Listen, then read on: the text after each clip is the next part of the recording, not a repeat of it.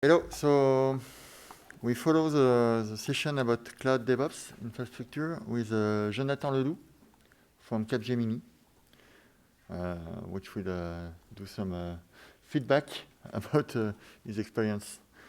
Thanks. I think we're good. Hello, everyone.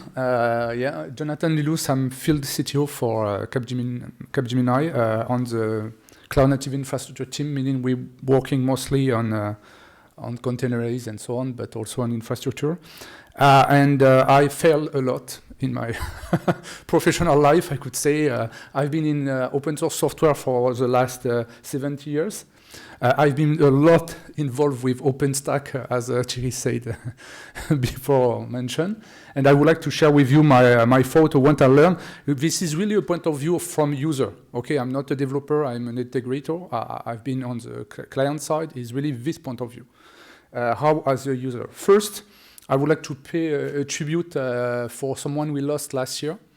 I don't know if some of you know him, but it was one of the free and he was one of the founder of the free software movement in France, founder of the AFUL. It was really a great guy, 45 years old, and he's been a lot involved in this event for 15 years. I think it's really important. Unfortunately for him, we lost him during the COVID period, and we didn't have time maybe to share and to think about him. And obviously the good things he's done for us and for the open source movement in France.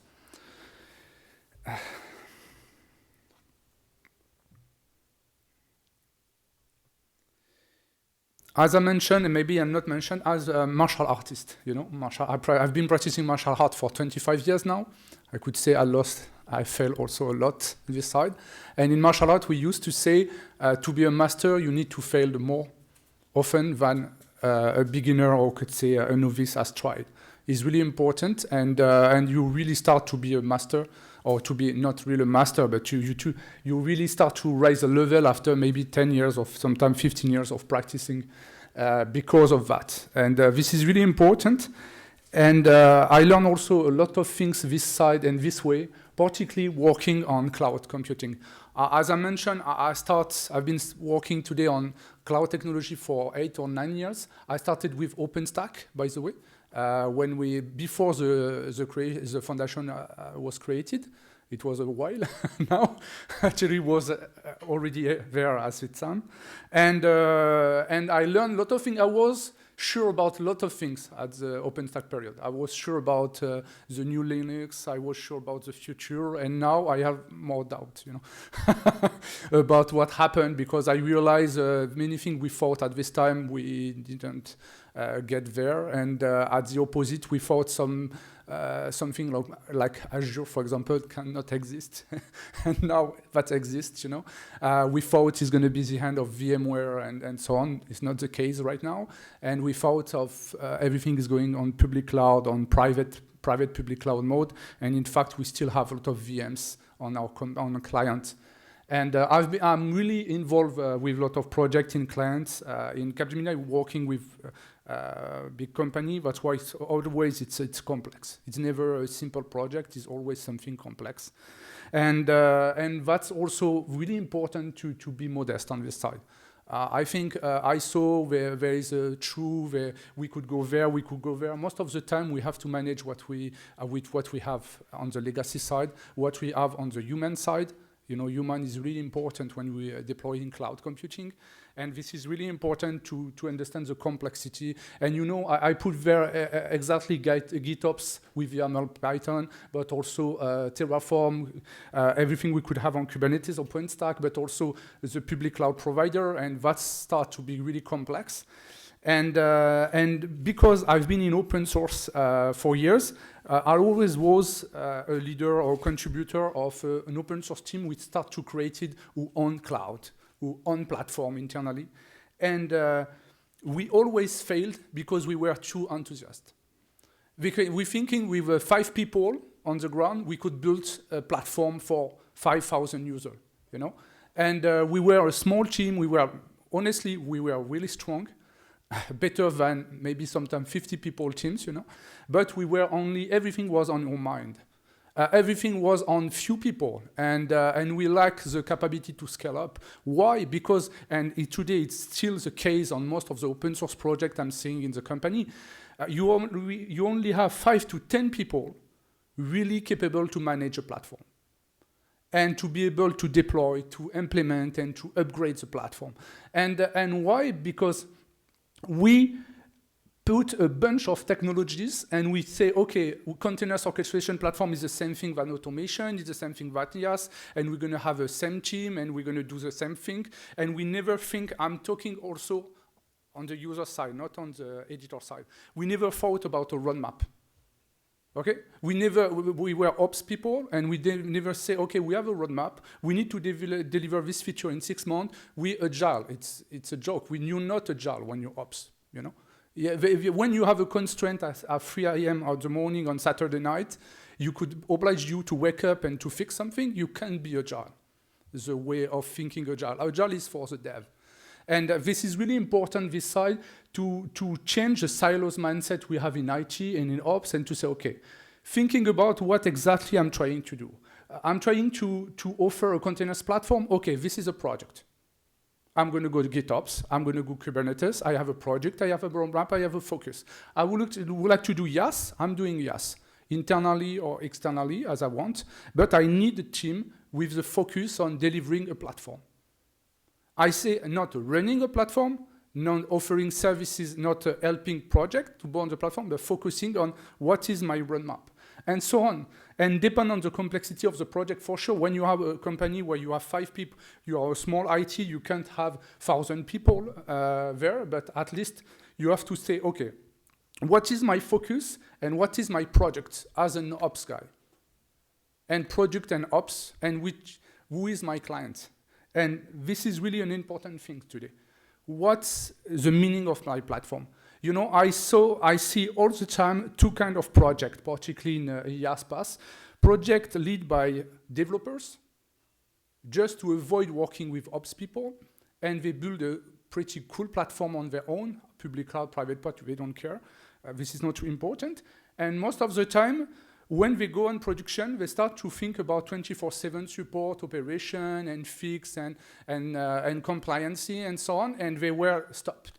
And they say, I don't want to go anymore on this stage. And but as you say, there is a price with the power, And if you would like to be on your own, you're going to be accountable of your project, and not the ops team. And if you would like to rely on an ops team, you have to give them the key, and you have to accept they're going to manage a certain way your platform. And this is always a balance. And today, on the opposite side, and most on the Kubernetes project I've seen so far, on the most advanced user, they are on the other side. They are an ops team. They build everything they own. They fix everything, and you can do nothing. You just have a pipeline. You just have to connect the pipeline already made by someone else, and you just to adapt your dev team to this pipeline. And on this side, most of the time, the developers, they are not happy about that, because they say, oh, it's ridiculous. We're taking 1 week to have a Kubernetes cluster set up, and so on. And that's always the same discussion. And it's really complex. And on the middle of this approach, you have the marketplace. Marketplace is also, okay, this is a whole idea, by the way. You put a marketplace where the developer could go and taking some project, starting a Java project, a Python project with Python library, and so on. And you are on the middle. And you have a concept really interesting from Google. I'm not going to focus on SRE, Site Reliability Engineer concept, but this is really an important part of the activity, and maybe another time, it's to see who is going to help who. Where is the skill set of my team on this platform? Sometimes that's the developer, they have the skill set, and they need to have ops to build the platform. And sometimes that's the ops, they have the platform. But 99% dev and ops, they don't want to do the job of the other. They just want. When you are dev, you just dev because you don't like network. Okay? When you do your ops, you don't go in dev because you don't like architecture, software architecture. And now we sit together and say, hey, doing DevOps, doing the same job, you're going to be SRE, you're going to do dev. No, it's not true. At some time, you just have to be clear who is going to do that. What? And this is something really important. Another thing is this is a journey.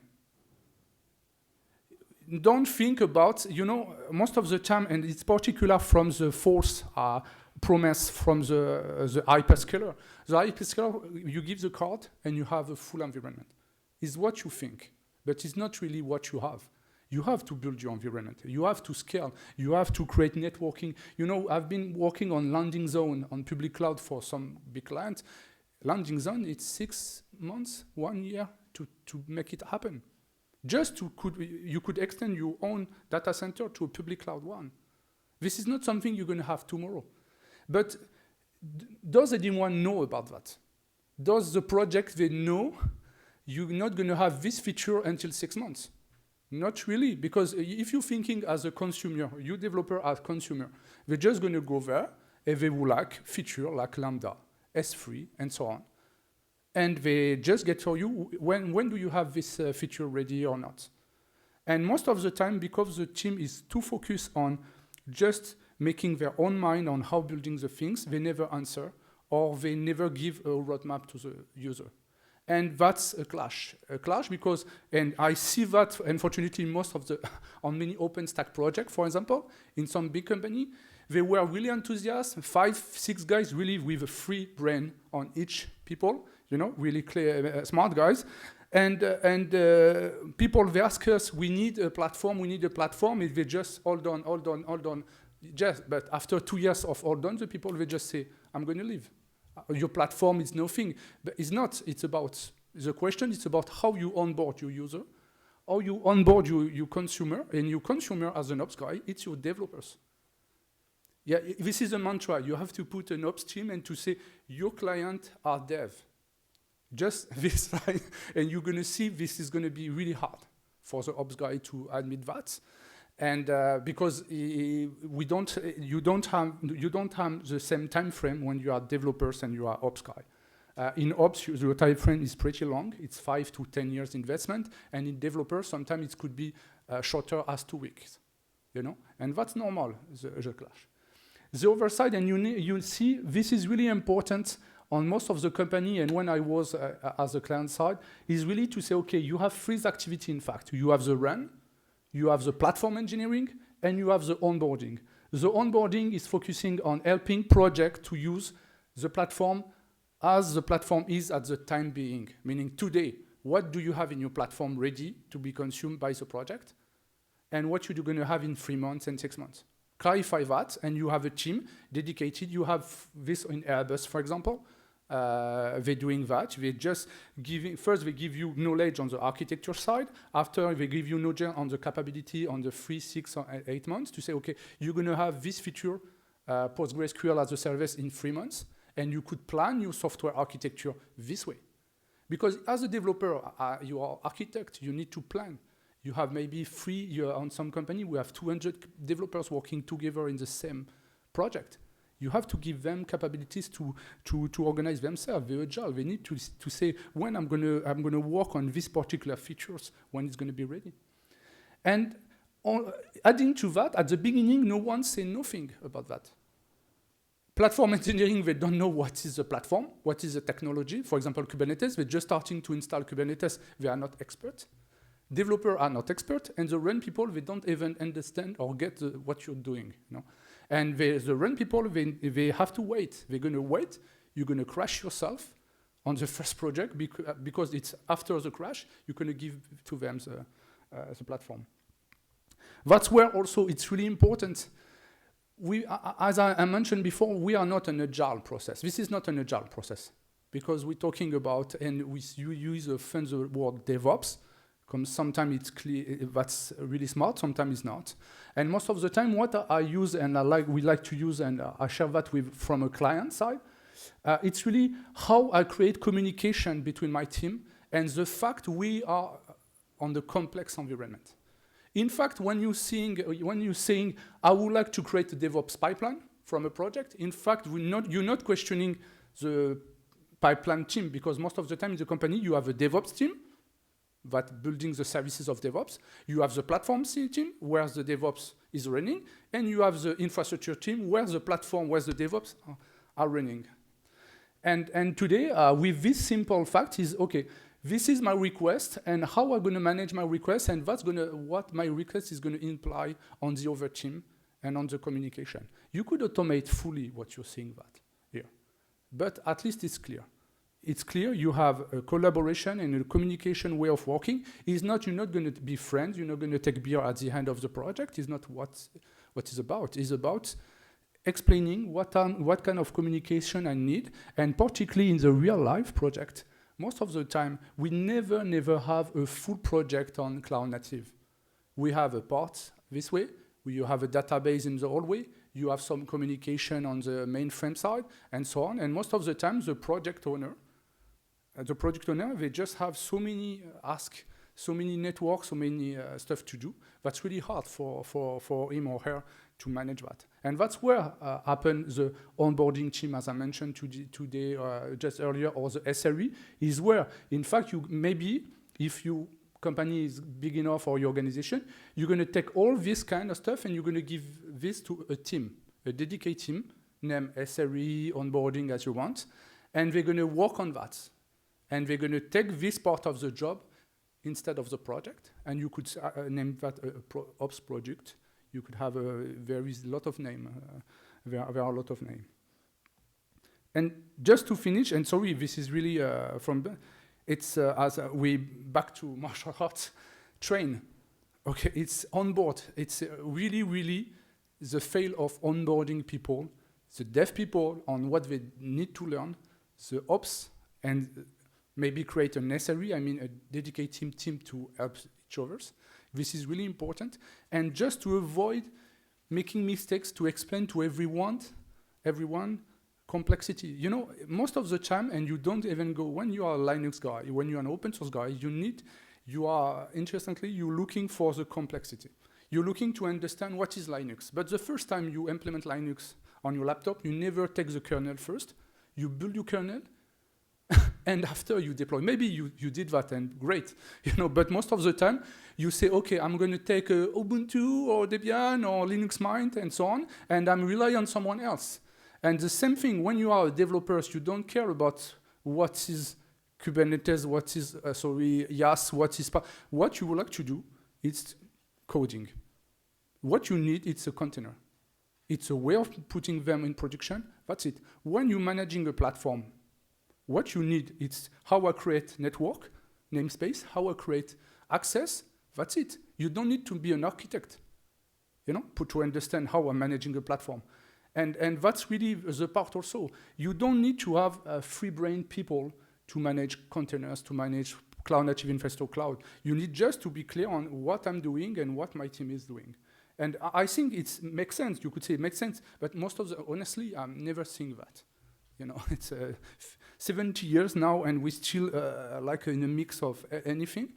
And that's really important to that. Documentation, we talk about that. Training, for example, now we're training all the people on the CKA certification from the CNCF Foundation, for example, when we onboard someone, my team. If the one is going to go on OpenShift, we're going to go on OpenShift and so on. This is really important, just to give them the basics and to give them all the documentation, and that's mostly it. I'm good on the, yeah. Do you have questions?